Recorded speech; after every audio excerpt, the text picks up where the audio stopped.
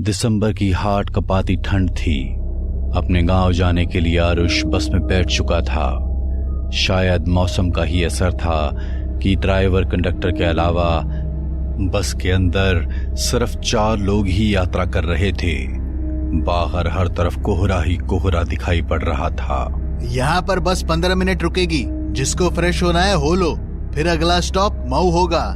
Driver की बात सुनकर बस में बैठी बाकी सवारियों के साथ आरुष भी उस छोटे से ढाबे पर नीचे उतर गया। यह एक छोटा सा सुनसान ढाबा था जिसके दोनों तरफ सिर्फ जंगल ही जंगल दिखाई दे रहा था। आरुष एक कप चाय पीने की इच्छा से ढाबे के अंदर पहुंच गया था। बस में बैठी बाकी की 3 सवारियां भी वॉशरूम की तरफ बढ़ गई थी। भाई 1 कप मसाला चाय देना। चाय तो है, लेकिन मसाला चाय अभी नहीं है। तो इसमें क्या दिक्कत है, फटाफट बना दो। अरे बाबूजी, आप रेस्टोरेंट में नहीं खड़े हैं, ये जंगल वाला ढाबा है और आप जिस बस में आए हैं वो पूरे 7 मिनट में यहाँ से निकलने वाली है।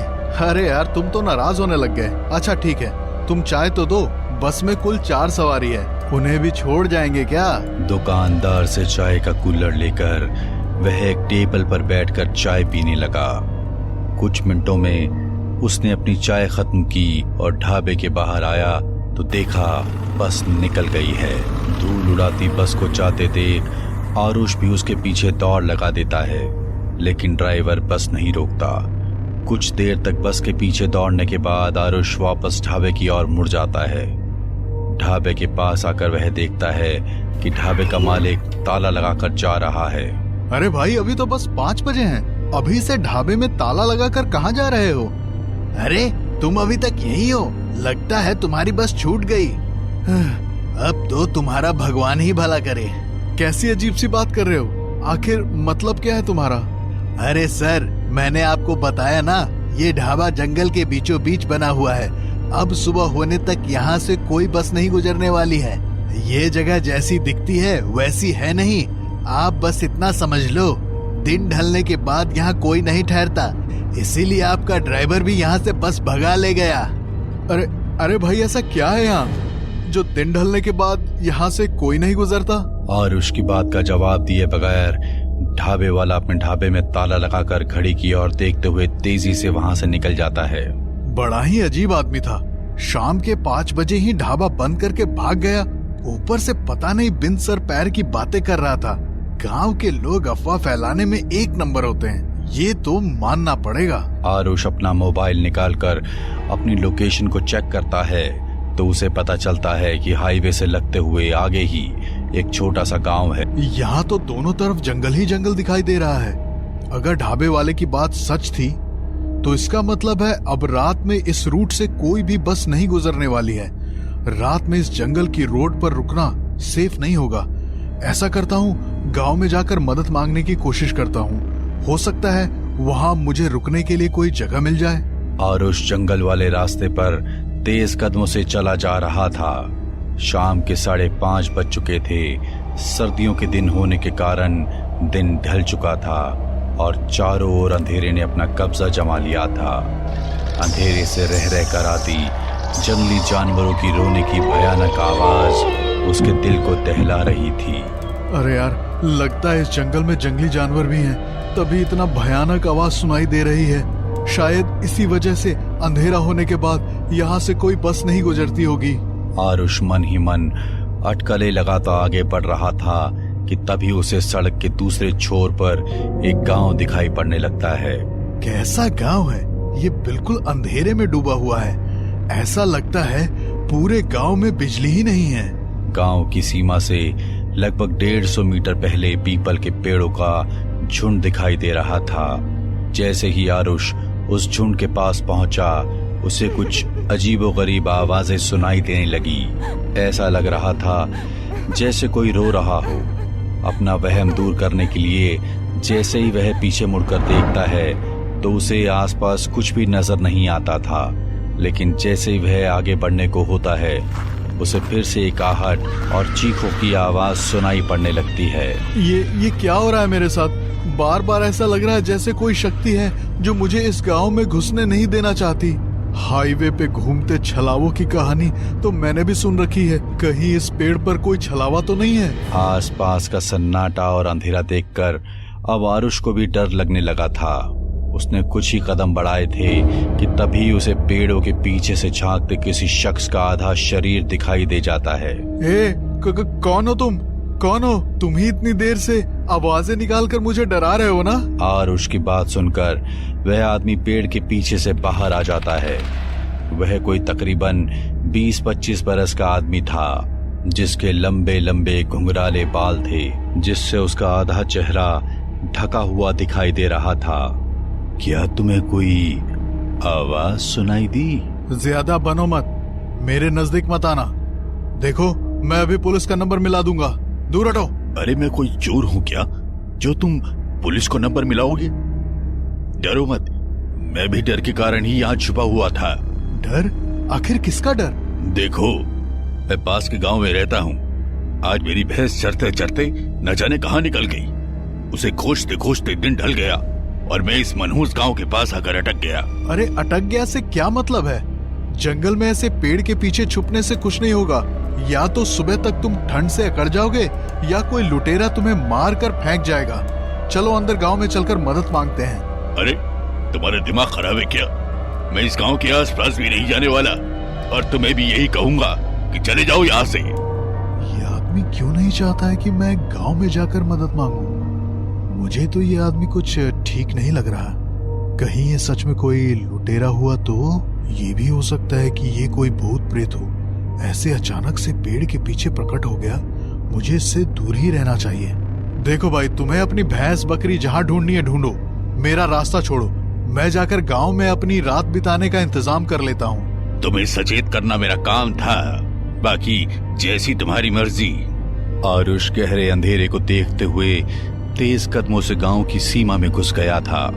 सामने लगभग 200 मीटर की दूरी पर 2-3 कच्चे पक्के से घर दिखाई दे रहे थे। आरुष अपने मोबाइल की रोशनी में आगे बढ़ रहा था कि तभी उसे सामने के घर के बाहर लगे पेड़ के नीचे कोई महिला दिखाई दी। इससे पहले कि वो कुछ समझ पाता, अगले ही पल वह औरत जोर जोर से हंसते हुए पेड़ पर उल्टी लटकी हुई दिखाई देने लगती है। अब तो आरुष के पैरों के नीचे से जमीन सरक गई थी। वह उल्टे पांव वहां से भागते हुए फिर से उसी पीपल के पास पहुंचा तो वह आदमी उसे कुछ दूरी पर पैदल जाता हुआ दिखाई पड़ा। लगता है मुझसे गलती हो गई। वो आदमी ठीक कह रहा था, कुछ तो गड़बड़ जरूर है इस गांव में। आरुष दौड़ते हुए उस आदमी के पास पहुंचता है। आप ठीक कह रहे थे, वो गांव, वहाँ कुछ तो है। मैंने अपनी आंखों से एक औरत को पेड़ पर लटकते हुए देखा। मैं जो बताऊंगा उस पर यकीन कर पाओगे? क्यों नहीं, मुझे आप पूरी बात बताइए। आखिर इस गांव का क्या रहस्य है? जिसको तुमने अभी अभी पेड़ पर लटकते हुए देखा, वो कोई औरत नहीं बल्कि प्रेत था। ये गांव पिछले 75 सालों से ऐसे ही खाली पड़ा हुआ था। यहाँ पर कोई नहीं रहता है। तो इस गांव में रहने वाले लोग आखिर कहाँ चले गए? आजादी से पहले की बात है। देश पर अंग्रेजी हुकूमत थी। उस अंग्रेजी हुकूमत में जो हिंदुस्तानी अंग्रेजों के तलवे चाटते थे, वो ऐसे छोटे छोटे गांव पर राज किया करते थे। इस गांव में रहने वाली एक लड़की पर एक रोज अंग्रेज वायसराय की नजर पड़ गई। जब गांव के मुखिया को पता चला कि अंग्रेज अफसर गांव की लड़की को पसंद करता है, तो उसने उस लड़की के बाप को खूब डराया धमकाया और उसकी बेटी को अफसर के साथ भेजने के लिए कहने लगा। भाइयों, आज मेरी बेटी पर उस अंग्रेज ने बुरी नजर डाली है। कल को ये किसी भी बहन बेटी के साथ हो सकता है। इसलिए हमें इस अंग्रेज से डरे बिना उसका सामना करना होगा। हमारी बहन बेटियों की इज्जत पर बात आए तो हम चुप नहीं बैठेंगे। हाँ, तुम बिल्कुल ठीक कह रहे हो। हम सब तुम्हारे साथ हैं। हम चुप नहीं बैठेंगे चुप। अगले ही दिन लड़की का पिता पास के गांव में जाकर अपनी बेटी का रिश्ता पक्का कर देता है और दूल्हा बारात लेकर गांव में पहुंच जाता है। हर तरफ खुशी का माहौल था। गांव के सारे लोग शादी में शरीक होने के लिए मंडप में जमा थे। दूल्हा घोड़ी पर बैठा हुआ था कि उसी क्षण मुखिया को यह खबर लग गई कि रूपा की शादी हो रही है। इन लोगों को इतनी हिम्मत हो गई है, मेरे समझाने पर भी ये रूपा की शादी करवा रहे हैं। इससे पहले कि वो गोरा मेरी खाल खींचे, मुझे इन्हें सबक सिखाना होगा। मुखिया अंग्रेज सैनिकों के साथ आधी रात को गांव में घुसा और रूपा के घर पर पेट्रोल को छिड़क कर चारों ओर से आग लगा दी। पूरा का पूरा गांव एक ही दिन में उस आग में खत्म हो गया।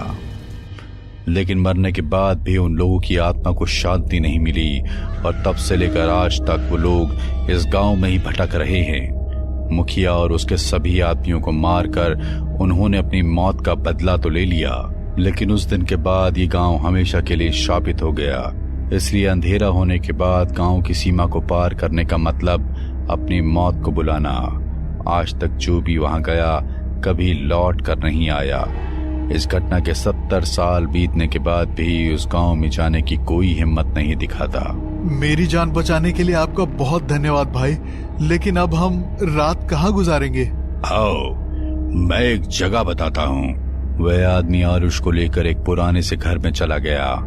ये जगह थोड़ी पुरानी है, लेकिन यहाँ कोई खतरा नहीं है।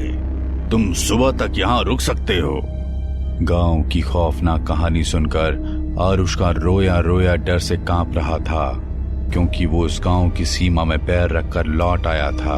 अरे भाई, आपका नाम नहीं बताया आपने? किशन कुमार। आरुष को उस पुराने से मकान में छोड़कर किशन वहां से बाहर निकल गया। आरुष ने किसी तरह वो रात बिताई। सुबह बस के हॉर्न की आवाज से उसकी नींद खुल गई। लगता है सुबह हो गई। सुबह का उजाला उस टूटे फूटे पुराने कमरे को रोशन किए हुए था। कमरे में चारों ओर नजर दौड़ाते हुए अचानक आरुष की नजर शादी के कार्ड पर जाकर थम गई, जो सामने रखी कुछ किताबों के पास बिखरे थे। किसी की शादी का कार्ड लगता है। रूपा संग किशन, 22 दिसंबर 1946। आरुष का चेहरा डर से सफेद पड़ गया था। जिसके साथ आरुष ने रात बिताई थी वो कोई और नहीं, रूपा का दूल्हा किशन था। बाकी गांव वालों के साथ साथ वो भी आज तक भटक रहा था, लेकिन शायद उसके भटकने का मकसद अलग था। मेरा नाम सुबोध है। आज से तकरीबन 12 साल पहले की बात है। मैं एक प्राइवेट कंपनी में अच्छे पद पर परचेज डिपार्टमेंट के लिए काम कर रहा था। उस वक्त तक मेरी शादी भी नहीं हुई थी और मैं अपने शहर रेवाड़ी से गुरुग्राम, जो कि उस समय गुड़गांव हुआ करता था, अक्सर गाड़ी से सफर किया करता था। मुझे अक्सर ही गुड़गांव या आसपास के इलाकों में परचेज का काम देखने के लिए जाना पड़ता था, जहां मैं दिन में काम खत्म होने के बाद नाइट में किसी होटल में रुककर अगले दिन अपने घर लौटता था। वो सर्दियों के दिन थे। शाम के 8 बजे ही कोहरे के कारण सड़कों पर गहरा सन्नाटा फैल गया था। कड़ाके की ठंड और बाहर जीरो विजिबिलिटी होने के कारण रेवाड़ी की सड़कों पर इक्का दुक्का लोग ही बाहर नजर आ रहे थे। मैं क्लाइंट से मिलकर फ्री हो चुका था, लेकिन इतने कोहरे में ड्राइव करके वापस गुरुग्राम जाने के लिए मेरी अंतरात्मा ने उस रोज गवाही नहीं दी। मैंने 2-4 लोगों से होटल के बारे में पूछा और एक होटल की तरफ अपनी गाड़ी बढ़ा दी। उस समय जीपीएस का चलन नहीं था, इसलिए नए शहर में ठहरने के लिए जगह ढूंढना बड़ा कठिन हो जाता था। मैंने अंदाज से एक दिशा में गाड़ी बढ़ा दी। कुछ देर बाद मेरी गाड़ी अचानक से बंद हो गई। मैं जितना भी स्टार्ट करता, लेकिन वो उस जगह से आगे बढ़ने को तैयार ही नहीं थी।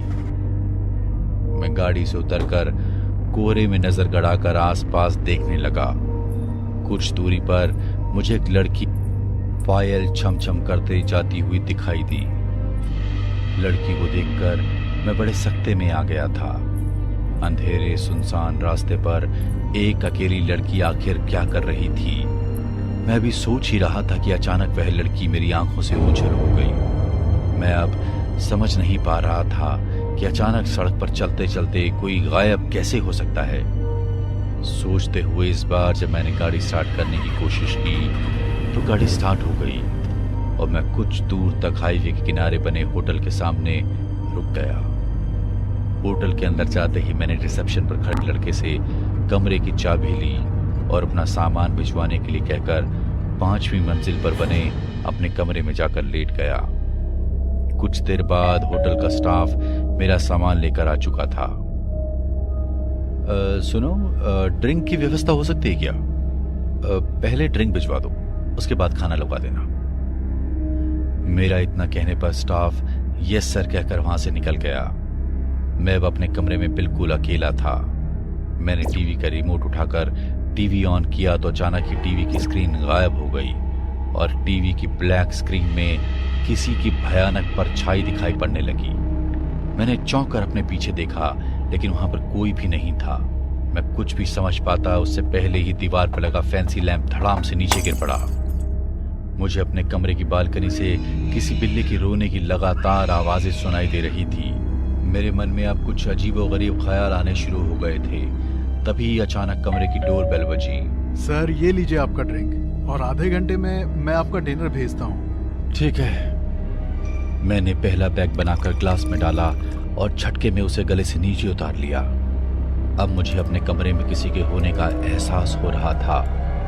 बार बार मुझे ऐसा लगता जैसे पर्दे के पीछे से कोई झांक कर मुझे देख रहा है, लेकिन जब मेरी नजर उस पर्दे पर पड़ती तो वहां मुझे कोई दिखाई नहीं देता। मैं काफी बेचैनी महसूस कर रहा था। मुझे ड्रिंक के लिए और बर्फ की जरूरत थी, इसलिए मैंने फोन उठाकर रिसेप्शन को कॉल करना चाहा, लेकिन मेरे रूम का फोन बिल्कुल डेड पड़ा हुआ था। अभी कुछ देर पहले ही मैंने इसी फोन से वेटर और स्टाफ से बात की थी।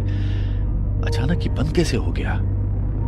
पहले वॉशरूम होकर आता हूं, उसके बाद नीचे जाकर बात करता हूं। ऐसा सोचकर मैं अपने बिस्तर से उठा और अपना बैग उठाकर पीने लगा। उसी पल मैंने महसूस किया कि उस कमरे की दीवार पर एक बहुत ही मनहूस सी पेंटिंग लगी हुई थी, जिसमें एक औरत काले लबादे में खड़ी हुई है, जिसका पूरा मुंह खून से सना है और वह गुस्से में मेरी ही ओर देख रही है। न जाने यह शराब का असर था या उस पेंटिंग में वास्तव में कुछ अप्रिय था कि उस तस्वीर को देखकर भय से मेरे रोंगटे खड़े हो गए। कुछ ही पल बीते होंगे कि मैंने महसूस किया कि उस पेंटिंग में से कुछ टपक कर नीचे फर्श पर गिर रहा है। मैंने ध्यान से फर्श की ओर देखा, वहां खून की बूंदें गिरी हुई थी। यह नजारा देख मेरी चीख निकल गई। उसी पल वेटर डिनर लेकर मेरे कमरे में दाखिल हो गया। सर, ये रहा आपका डिनर। अगर कुछ और चाहिए हो तो आप एक बार रिसेप्शन पे जरूर कॉल कर लीजिएगा। ये कैसा रूम है? कुछ गड़बड़ है यहाँ। ना टीवी चल रहा है, ना बल्ब चल रहा है, यहाँ तक कि कमरे का फोन भी डेड पड़ा है। और ये पेंटिंग, इसमें से खून टपक रहा है। कमरा है या भूत बंगला? ये कैसी बातें कर रहे हैं सर आप? आपको जरूर हैंगओवर हो गया होगा। प्लीज ज्यादा मत पीजिए। आप देखिए, खुद अपनी तसल्ली कर लीजिए, सब कुछ चल रहा है। मेरी शिकायत करते ही वेटर ने खट से टीवी ऑन करके दिखा दिया और फोन पर भी रिसेप्शन को कॉल करके दिखा दिया। सर, आप अब डिनर कर लीजिए। Good night sir, take care. Waiter के जाने के बाद मैंने एक बार फिर से फोन उठाकर चेक किया। फोन अभी भी डेड था और टीवी में लगातार किसी की परछाई दिखाई दे रही थी।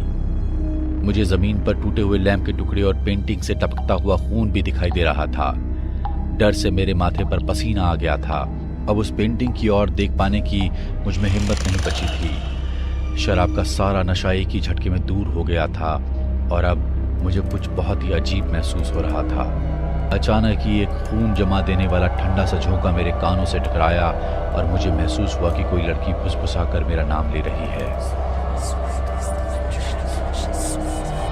उस काली ठंडी मनहूस रात में इससे ज्यादा भयानक कुछ नहीं हो सकता था कि मैं खुली आंखों से सब देख रहा था, जबकि वेटर 2 बार उन बातों को खारिज करके वहां से जा चुका था। मैंने एक बार फिर घबराकर यहाँ वहां देखा। मेरी नजर फिर से उस भयानक दिखने वाली पेंटिंग से टकराई तो मैंने पाया कि पेंटिंग में खड़ी हुई औरत पलकें झपका रही है और उसकी आंखों से कुछ गाढ़ा लाल पदार्थ टपकते हुए बाहर गिर रहा है। देखते ही देखते उसने अपना मुंह खोल दिया और उसके मुंह से निकलकर घना कोहरा कमरे में भरने लगा। ये नजारा देखकर मेरी आत्मा कांप उठी। अब एक भी पल के लिए उस कमरे में ठहरना मेरे लिए संभव नहीं था। न जाने उस पल मेरे अंदर कैसी ताकत आ गई कि मैं कूदकर अपने बेड से नीचे उतरा और मैंने कमरे से बाहर निकलने वाले दरवाजे की ओर दौड़ लगा दी। किंतु मेरे आश्चर्य का ठिकाना ना रहा, क्योंकि मेरे कमरे का दरवाजा कई बार प्रयास करने पर भी टस से मस ना हुआ। अब तो डर के मारे मेरा खून सूखने लगा था। कमरे से बाहर जाने वाला इकलौता दरवाजा ना जाने कैसे जाम हो गया था और कमरे के अंदर कुछ ऐसा घटित हो रहा था जिस पर मेरा विवेक कभी भी विश्वास करने को तैयार नहीं था। कोई और रास्ता सोचता न देख मैं दौड़कर बाथरूम में गया और अंदर से दरवाजा बंद कर लिया। मैं डरा सहमा सा बाथरूम के दरवाजे के पीछे खड़ा हुआ था कि तभी जोर जोर से बाथरूम का दरवाजा पीटने की आवाज सुनाई देने लगी। मेरे कमरे की बालकनी में रो रही बिल्ली भी ऐसा लगता था मेरे बाथरूम के बिल्कुल बाहर आकर ही रोने लगी है। डर से मेरी हालत खराब हो रही थी। जोर जोर से दरवाजा पीटने की आवाज सुनने के बाद अब तो मेरे अंदर बाहर झांकने की भी हिम्मत नहीं थी। मैं मन ही मन भगवान से प्रार्थना कर रहा था कि मुझे बस किसी तरह इस कमरे से बाहर निकाल दे। कुछ देर तक दरवाजा पीटने के बाद अचानक ही मेरे चारों ओर चुप्पी सी छा गई। अब ना तो बाहर बिल्ली के रोने की आवाज सुनाई दे रही थी और ना ही दरवाजे पर कोई आहट सुनाई दे रही थी। मैंने हिम्मत करके दरवाजे से बाहर झांकने की कोशिश की। दरवाजे के बाहर कोई भी नजर नहीं आ रहा था। मुझे बाथरूम में बैठे हुए भी तकरीबन 1 घंटा हो गया था। लगता है सब कुछ शांत हो गया है। मुझे एक बार फिर से कमरे से बाहर निकलने की कोशिश करनी चाहिए। ऐसा सोचकर मैं बाथरूम का दरवाजा खोलकर बाहर आने की कोशिश करने लगा, लेकिन लाख कोशिश करने के बाद भी बाथरूम का दरवाजा नहीं खुल पा रहा था। ऐसा लग रहा था दरवाजे को किसी ने बाहर से मजबूती से पकड़ रखा हो। सर्दी के मौसम में भी पसीने आने से मेरा पूरा शरीर भीग चुका था। मुझे समझ में आने लगा था कि शायद अब मैं इस होटल रूम से कभी बाहर नहीं निकल पाऊंगा। जो कुछ भी इस कमरे में है मुझे यहाँ से कभी भी बाहर नहीं निकलने देगा। मैंने डर से अपनी आंखें बंद कर ली और जमीन पर बैठ गया। तभी मुझे अपने कमरे के बाहर कुछ लोगों की बात करने की आवाज सुनाई देने लगी। इससे पहले कि मैं कुछ भी समझ पाता, भड़ाक की आवाज के साथ मेरे बाथरूम का दरवाजा खुल गया। मैं इस कदर डर रहा था कि दरवाजा खुलने के बाद मैंने अपनी गर्दन उठाकर सामने देखने की कोशिश भी नहीं की। तभी होटल के मैनेजर और वेटर की आवाज मेरे कानों में पड़ी। अरे सर, आप ठीक तो है ना? क्या हुआ आपको? आप ये बाथरूम में कैसे फंस गए? मैनेजर की आवाज सुनकर मैंने अपनी गर्दन उठाकर ऊपर देखा तो सामने मैनेजर और वेटर चिंतित दिखाई दे रहे थे। इस कमरे में कुछ है, कुछ बहुत डरावना, जो मुझे अपने यहाँ होने का एहसास दिला रहा है। मैं होटल के कमरे से निकलकर बाहर भागना चाहता था, लेकिन किसी ने मेरा कमरा बाहर से बंद कर दिया। फिर मैं बाथरूम में जाकर छुप गया, लेकिन कुछ देर बाद जब मैं बाथरूम का दरवाजा खोलकर बाहर आने की कोशिश करने लगा तो मुझे पता चला कि मेरा बाथरूम का दरवाजा भी बाहर से लॉक हो गया है। सर, आप जो कुछ भी बोल रहे हैं उस पर विश्वास करना थोड़ा कठिन है सर, लेकिन आपकी बातों को मैं झुठला भी नहीं सकता। आपके कमरे का दरवाजा अंदर से बंद था। मैंने मास्टर की से आपके रूम का दरवाजा खोला है, लेकिन ये देखकर तो मैं भी हैरान हूँ कि आप बाथरूम का दरवाजा बाहर से बंद कैसे हो गया, जबकि आप तो कमरे में बिल्कुल ही अकेले हैं। हो ना हो इस कमरे में कुछ तो अजीब जरूर है। आप चलिए हमारे साथ। इतना कहकर मैनेजर मुझे वहां से बाहर लेकर आ गया। मैं अभी भी सदमे में था। होटल का स्टाफ जाकर मेरे कमरे से मेरा सामान ले आया था। लेकिन आप लोग अचानक आधी रात को मेरे कमरे में कैसे आ गए? वो वेटर ने मुझे बताया कि आपके कमरे में कुछ अजीबोगरीब एक्सपीरियंस हो रहे हैं और आपने काफी शराब भी पी रखी थी, इसलिए मैंने एक बार आपकी हालचाल पूछने के लिए आपके रूम में फोन किया। फोन की घंटी लगातार बजती जा रही थी, लेकिन आप फोन नहीं उठा रहे थे। तब मुझे थोड़ी चिंता हुई, तो मैं मास्टर की को लेकर आपके रूम की ओर आ गया। बार बार बेल बजाने पर भी जब आपने दरवाजा नहीं खोला तो मैं मास्टर की से आपके रूम के अंदर आ गया। मैंने देखा कि आप बाथरूम में बंद हैं और बाथरूम का दरवाजा बाहर से लॉक है। वह एक छोटा सा होटल था। मेरे साथ आधी रात को हुई इस डरावनी घटना के बाद होटल का सारा स्टाफ रिसेप्शन पर जमा हो गया था और लोग तरह तरह की बातें कर रहे थे। तभी वहां के लोकल स्टाफ ने बताया, सर, रास्ते में आते समय आपको कोई भूत या छलावा मिल गया होगा। इस एरिया में ऐसी घटनाएं पहले भी कई बार हुई हैं। यहाँ पर रात के समय एक छलावा घूमता है, जो उसको देख लेता है, उसके बाद वो छलावा उसके साथ साथ लग जाता है। पहले तो वो छलावा अपने शिकार को ही डराता है, और जब शिकार पूरी तरह से डर के काबू में आ जाता है तो वो उसका शिकार कर लेता है।